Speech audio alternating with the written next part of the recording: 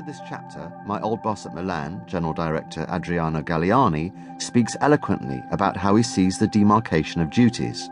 But for me, my job remains to try to handle them all in a calm, influential and pragmatic style.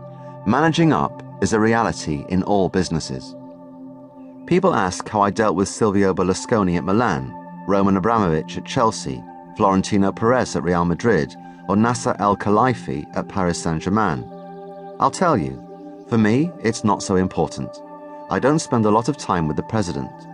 Mostly I spend time with the general director, and it is he who spends time with the president. Basically, we do the same jobs, but at different levels. He tries to protect me from what my friend Alessandro Nesta calls the presidential noise, and in turn, I try to protect the players from anything from above that might distract them. I can't control the direction of the president. I can only hope to influence him, and the best way to do that is by winning. Of course, I understand that if he is happy, I am happy, and if he's not happy, then I do not have a job, and I cannot protect the players.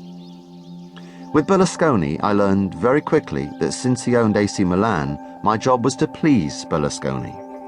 The tradition at Milan is to play an attractive style of football, which is different from Juventus, where the most important thing is to win. So I built a team for Berlusconi to enjoy. I built an attacking team with Pirlo, Seedorf, Rui Costa, Kaká and Shevchenko all playing at the same time.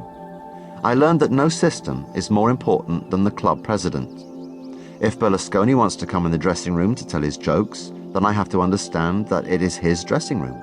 I even allowed him into the dressing room before we played Juventus in the Champions League final in 2003. He's the boss, so he can even listen to the team talk if he wants. Everyone thinks that Berlusconi pushed me, but this is not really true. He was affectionate. He would actually push me when we were winning, but when things were going wrong, he would support me. When we were doing well, he would tell me, "No, we have to play with this striker. We have to play with more attacking football. This is not my opinion. I am telling you that this is what I want." I would reply, "We have two strikers, Shevchenko in the side. We also have Kaká playing with him." "No," he would say, "Kaká's not a striker. Kaká is a midfielder." It was just to put his 2 cents worth in when everything was going well.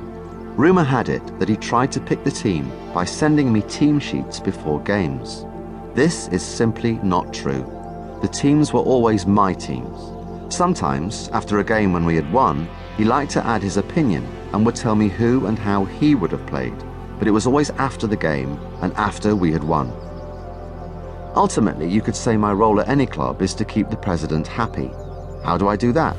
I do not go to the president, but I have to be ready to answer any questions that he asks me when he comes to me. My time at Chelsea certainly taught me the importance of this. My regular meetings are with the general director, who reports back to the president, and we meet usually once a week, but it often isn't scheduled and it differs at every club. There are no set rules. At Paris Saint-Germain, I would meet every day with Leonardo, but at Madrid and Chelsea, it was different. That was part of why I was so surprised and disappointed in Paris when I was given the ultimatum from the president and Leonardo to win the next game against Porto or be fired. To come from the president, of course, this happens. But I had been meeting with Leonardo every day, explaining the training, the injury situation, our planned tactics, strategies. For him to say out of nowhere, "Win this next game," when we'd already qualified, it made no sense to me. We'd been talking every day. So the general director is the conduit between the president and me, passing on my messages to the president and vice versa. Naturally, it's very important for me to have a good relationship with the general director, as we spend a lot of time together and he can influence how the president sees me. Another useful function of the general director is to act as a buffer between the president and me. When either of us might become angry or annoyed, it is the general director who can act as peacemaker. Galliani played this role a lot at Milan. At Chelsea, it was difficult at first because the chief executive, Peter Kenyon, left shortly after I arrived. In that first year, it was the sporting director, Frank Arneson, who played this role. There was still a chairman and other board members, and of course the owner was always very interested in what was happening, which is as it should be.